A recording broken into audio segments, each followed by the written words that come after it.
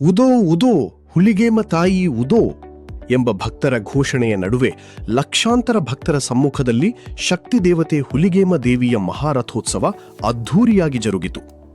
ಹುಲಿಗಿ ಗ್ರಾಮವೇ ಭಕ್ತಿಸಾಗರವಾಗಿ ಮಾರ್ಪಟ್ಟಿದ್ದು ಆಂಧ್ರಪ್ರದೇಶ್, ತೆಲಂಗಾಣ, ಮಹಾರಾಷ್ಟ್ರ ಸೇರಿದಂತೆ ರಾಜ್ಯದ ನಾನಾ ಜಿಲ್ಲೆಗಳಿಂದ ಸಾವಿರಾರು ಭಕ್ತರು ಆಗಮಿಸಿದ್ದರು. ರಥೋತ್ಸವದ ವೇಳೆ ಉದೋ ಉದೋ ಘೋಷಣೆಗಳು ಮೊಳಗುತ್ತಿದ್ದಂತೆ ಭಕ್ತರು ಅಪಾರ ಭಕ್ತಿಭಾವದಿಂದ ಮಹಾರಥವನ್ನು ಎಳೆದರು. ರಥದ ದರ್ಶನ ಪಡೆಯಲು ಭಕ್ತರು ಮುಗಿಬಿದ್ದ ದೃಶ್ಯ ಕಂಡುಬಂತು.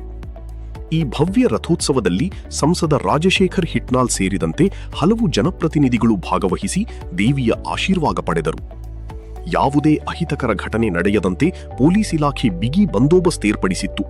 ಸಿಸಿಟಿವಿ ನಿಗಾ ಹಾಗೂ ಭದ್ರತಾ ಸಿಬ್ಬಂದಿಯನ್ನು ನಿಯೋಜಿಸಲಾಗಿತ್ತು. ಭಕ್ತಿ, ಸಂಭ್ರಮ ಮತ್ತು ಸಾಂಪ್ರದಾಯಿಕ ವೈಭವಕ್ಕೆ ಸಾಕ್ಷಿಯಾದ ಹುಲಿಗೇಮ ದೇವಿಯ ಮಹಾರಥೋತ್ಸವ ಭಕ್ತರಲ್ಲಿ ವಿಶೇಷ ಸಂಭ್ರಮ ಮೂಡಿಸಿತು.